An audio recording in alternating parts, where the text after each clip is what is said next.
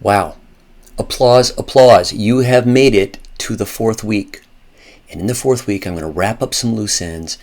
I'm going to show you how to actually cut images out of their backgrounds. The Holy Grail, what everybody wants to know how to do week 1. But now you've got some tools in your toolkit that will help this be a little bit more easy. There's years of practice necessary to really master the craft, but I'm going to point you in the right direction so that you can start walking on the correct path right here from the beginning. All right, a couple things I wanted to tell you earlier that I've just gone back through my notes and said, oh, wow, I didn't say that, So let's get started. Hey, I'm in a brush tool.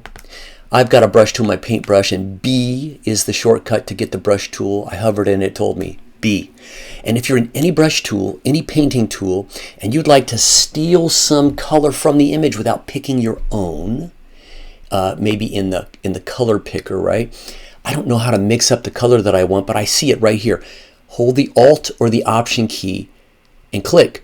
And when you Alt or Option click, it just steals that color and sticks it over here in your foreground color or your paint panel. You're ready to paint with that color. So I could paint with that color, okay? Or I could Option click and grab one of these grays. Now you notice that when you click on a color, temporarily you get this giant gray circle. It's trying to help you. Colors look different on different colored backgrounds. So Adobe are trying to be helpful, and they're showing you a neutral gray background. And then the top semicircle on the inner side is showing you the new color, and the semicircle on the bottom is showing you the color you had a minute ago. So that you could scroll around and say, oh, well, I wanted a color that was near the one I had before. I'm just moving my cursor. Okay? That gray compared to this gray, that kind of thing. That explains the mystery. For example, if I wanted to type, I'm going to get my type tool. The letter T is my shortcut for type. And I'm just going to go click at the bottom and type flag staff. But I want my color to match. So I'm back to my brush tool. And I'm going to grab yellow and use a delete sister, Option delete or Alt delete, and just fill with that color. Choose blue, Alt delete. Choose that blue, Alt or Option delete. Choose this gray, Option delete. You get the idea. It's the way that you grab colors from inside the image. All right, another trick with the brush tool is while you're painting with any tool, I just want to illustrate this to you. You'll find a spot to use it. I'm painting with that yellow paint we stole, kind of an olive greenish yellow paint. I just did a swipe. It's 100% opaque. If I look up at the top, when my brush is selected, I see it's 100% opaque. Now the layer is not the opacity. That's not what I'm looking at. I'm looking at the opacity of the brush, 100%. Okay, swoop. But if I just tap a letter on my keyboard, 5, it becomes 50% opaque. Wait, what? 2, 20% opaque. It's a shortcut for changing the opacity of your paint. 3, you know what it's going to do. 30%. 4 is 40%. 9 is 90%. What's 0? Well, I better ask you this. What's 1? Is 1 10 or is it 100? 1 is 10.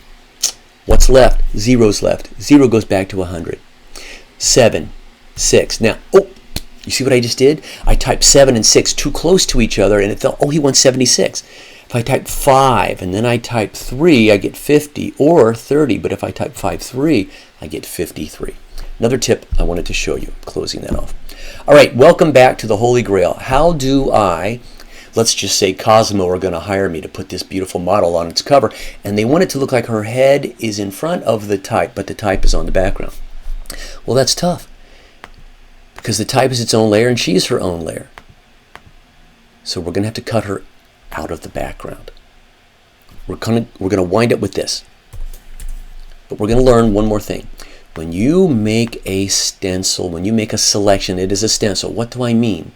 It means that it acts like a stencil. Paint can only go inside the hole, inside the stencil, right? We did that the other day. We had our black cardboard and we cut a hole out of it, and you would spray paint or crayon only in the hole. Well, that's what happens, right? I'm painting. But the paint is only allowed to go inside of the hole of a stencil. And if you change colors, It's only allowed to go inside the stencil. That's what stencils do. Now, I haven't yet saved my stencil. Whose job is it? You know it's yours. So we're going to go to Select, Save, Stencil.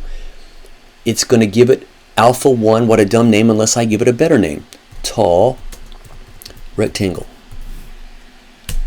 There it is. And when I go look at Tall Rectangle, I'm going to go look at it. Now, word to the wise, in the channel drawer, I rarely, if never, click the eyeball by the channel name. I almost never do that. Instead, I always try to aim for and click the word, the name of the channel itself. RGB pops you out from looking at your stencil, which generated the art, and it takes you back to your art. What's your art? Your art are the layers. Channels are the stencils. The layers are the art. And how do you see your art? If you're looking by clicking the words, if you're looking at a stencil, man, this is so important. Slow down, Rick. When you look at a stencil that is saved, white is the whole, black is the protected cardboard. White is the whole, black is the cardboard. White is the whole, black is the cardboard. Now, if I had real scissors in the real world and I wanted to cut some more whole, I could do that with scissors, but how do you do it in Photoshop? You paint. You paint with whole, white,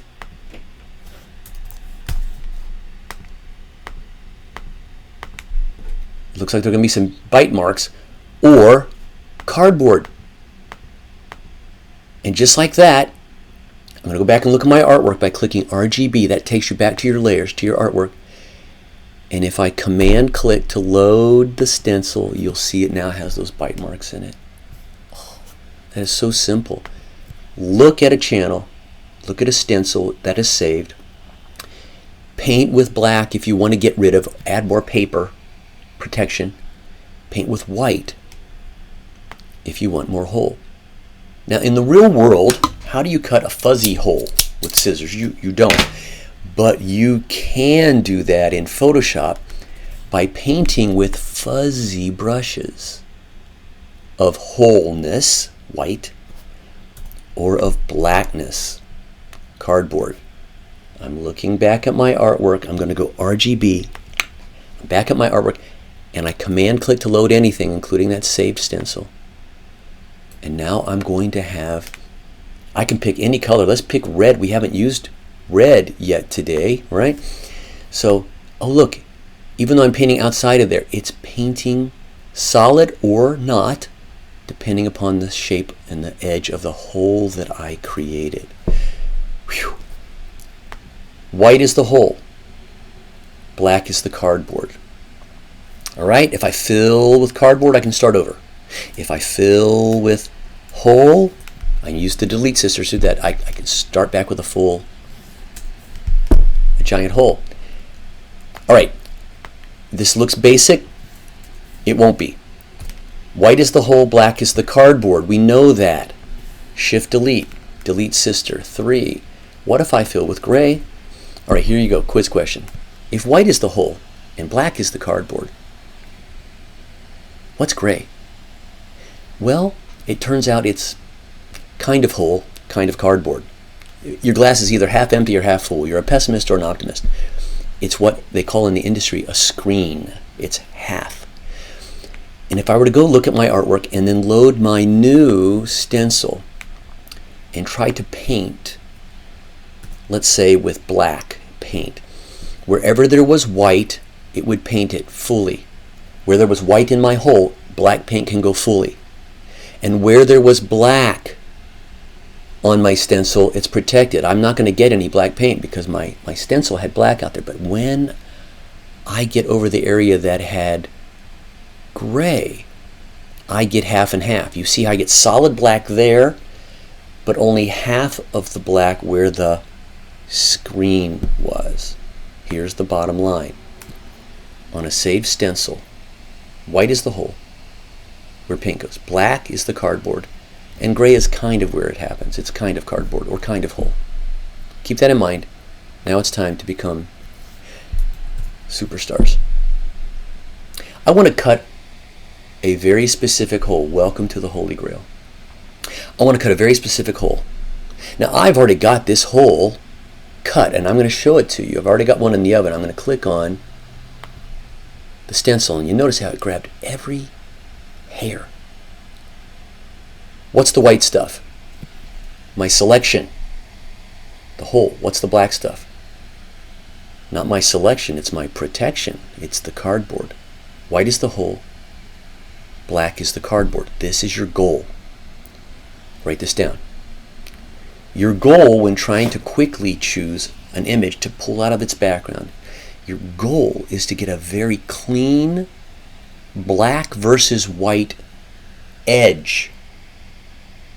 You don't care about the inside stuff, black. You care about the edge. Get a good black and white edge. And what turns out to be your nemesis in this process is the grays.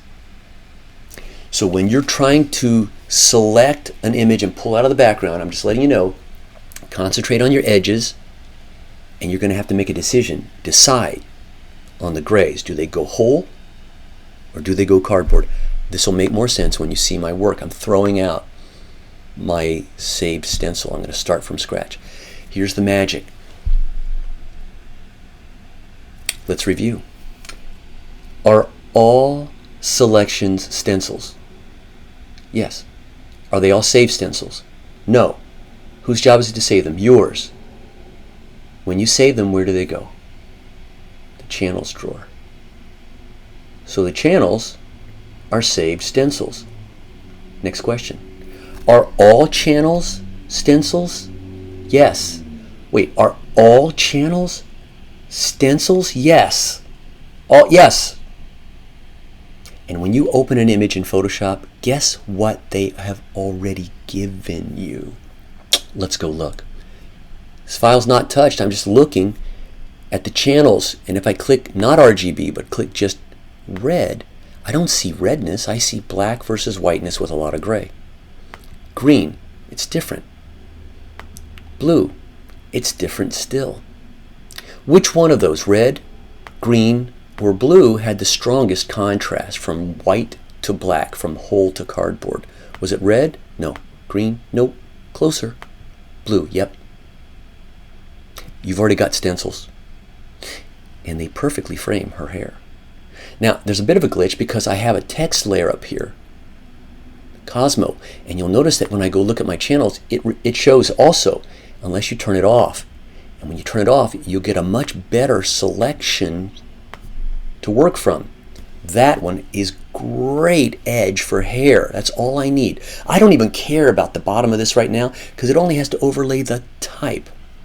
You're catching on. Don't edit the original blue channel because it's also got a second job. It's got a day job.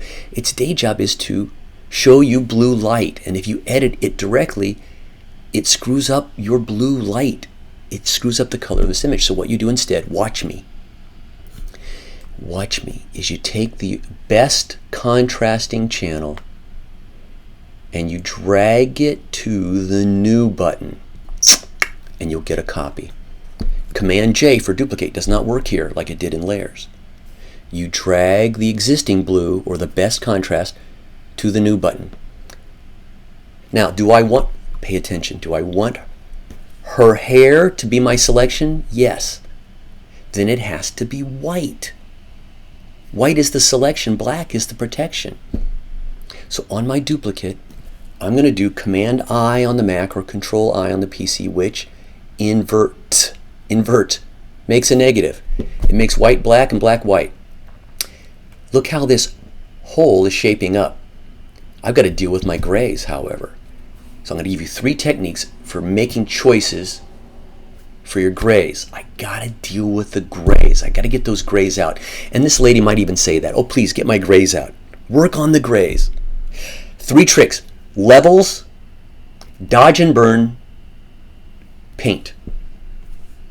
Those are your techniques for dealing with the grays. Command L, levels. Levels looks complicated, but it's not.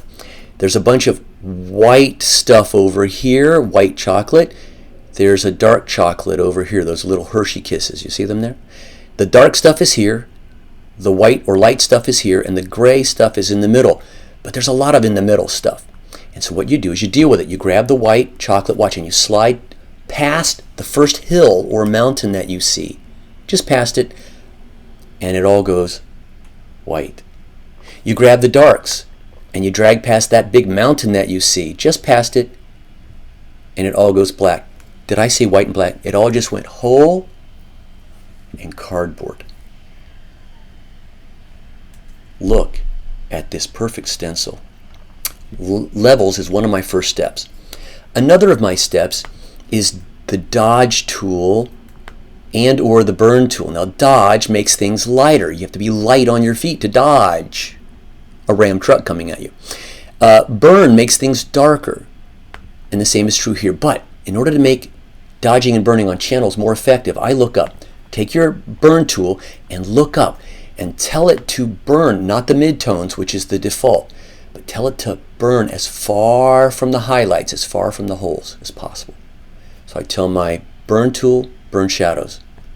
Likewise, I tell my dodge tool to stay as far from the shadows as possible and burn highlights. It makes that tool more effective.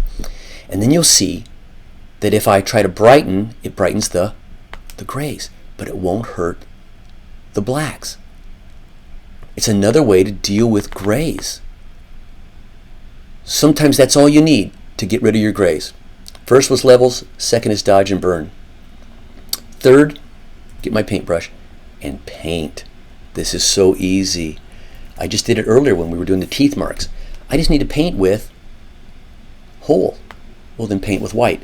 And if I paint with a solid edge white, I don't have to deal with all those crazy grays. I'm concentrating on getting good edges, including all of the tiny little accurate gaps in her hair edge. Okay, I'm going to tell you something. It hasn't even been 5 minutes and I'm done. Go back to your artwork, RGB. Load the stencil that was given to us, basically. Command click or control click on the PC. There it is. Come back and look at your superhero model background copy. That's where she was. But currently it's below the type. And Command J, jump. You just jumped a selection of her hair over the original, but now you have to drag it higher than the type. You're done. That's the Holy Grail.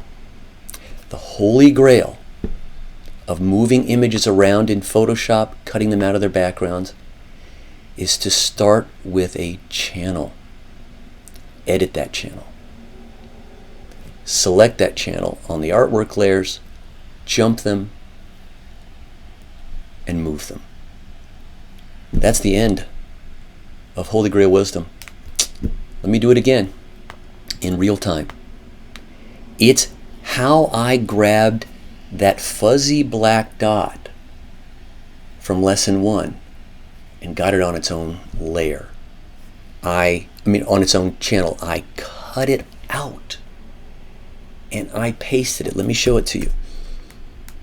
I took a fuzzy black dot. It was my tease in the last bonus item, right? And I want to make a perfect selection out of that. I selected it all and I cut it. And I went to channels and I asked for a new one, please. And I pasted it. Paste. But I want to select the dot. It's backwards. Invert. Command I. Control I. You're done. You now have a perfect stencil in the shape of that fuzzy hole. I command click it. I go to RGB. It's waiting for me. I can either refill it with black. It's perfect. But if I do it on the background layer, I'm right back where I started. So I'm going to do it on a new layer. Smart Photoshop editors build any new paint or art on new layers. A new layer. It's protective. Fill it with black. And now that object, not just pixels, is isolated. And I don't need the background. You can cut, copy, and paste channels. And I've got a great bonus video this week. Oh my goodness, for doing that creatively. All right? That's what you need to know. If you want to see it again, rewind it. Hit play. It's been great teaching you these last 4 weeks. Please watch the next 6 videos. And this week's lesson is to try to take your own photo. Listen to me now. Take your own photo and try to take it against a white background. It's easier if you're the photographer. Or against a green background, a green screen. I have one behind me. It makes it easier. Now, every image you come across won't be this easy because you'll be using somebody else's photo. You're trying to cut something out of a background that is very busy. It's the same technique. I still do the same thing and I still concentrate on my edges, but I may need to combine multiple edges into one master stencil, and I've given you a bonus video for that sort of thing too. Email me, send me your images where you've tried to cut something out of its background. If you have questions, let me know.